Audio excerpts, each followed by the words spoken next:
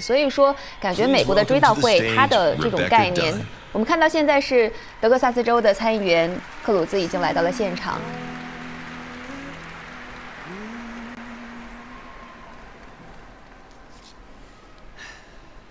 Charlie Kirk was scheduled to speak at my husband's upcoming memorial. Instead, I am here speaking at Charlie's memorial. It means a lot to share my story. Almost 12 years ago, I met this bright young man filled with optimism about his plan to reach young people. I was so impressed that I invited him to come to our home and tell my husband and me more about his organization.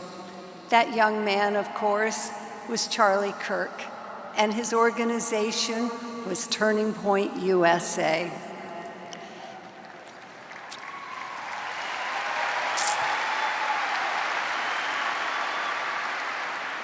Charlie told us how he wanted to start 2 chapters in North Florida. When asked how much money it would take, he told us he thought it would take about $50,000. Not knowing anything about this young man except that he sounded impressive, we told him that if he could raise the first half, we would give him the remaining $25,000. 2 days later, Charlie called to say that he had raised the money. He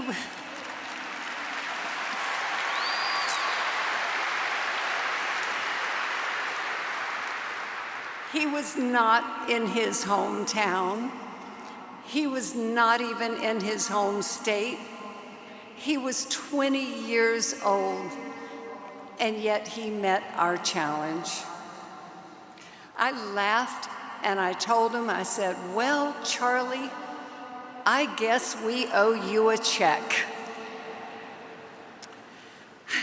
That was Charlie Kirk's first challenge grant. After that initial grant, we followed suit with multiple challenge grants, each one larger than the previous, eventually growing into the millions. In the early days, Charlie felt like a son to me. More recently, I was the one looking up to him. Charlie never disappointed. He met every challenge with optimism and grit. Today, I feel like Charlie is challenging us. Will we meet his challenge to fight for freedom, for family, for faith? More importantly, will we do this the way that Charlie did, with a heart that loves God? Before you answer that question, I would like to share something else with you. Shortly before I met Charlie, I had become very discouraged about the atmosphere in our country. I even suggested to my husband that maybe we should stop trying. It seemed that the money and time we were giving to freedom causes did not seem to be making a difference. Bill asked me to read an article by Larry Reed. The essence of the article said this: if we truly believed in freedom, we must never stop trying to preserve it.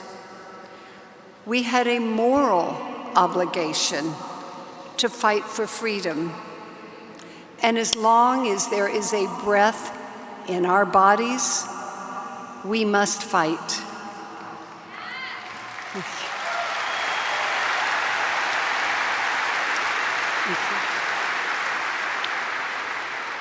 By encountering Charlie, we met a true freedom fighter.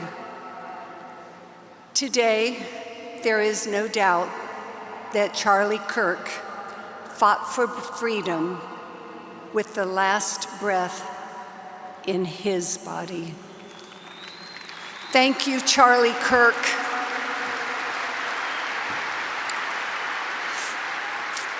And thank you to everyone who will not stop fighting, to all who will meet the challenge Charlie gave us. Thank you.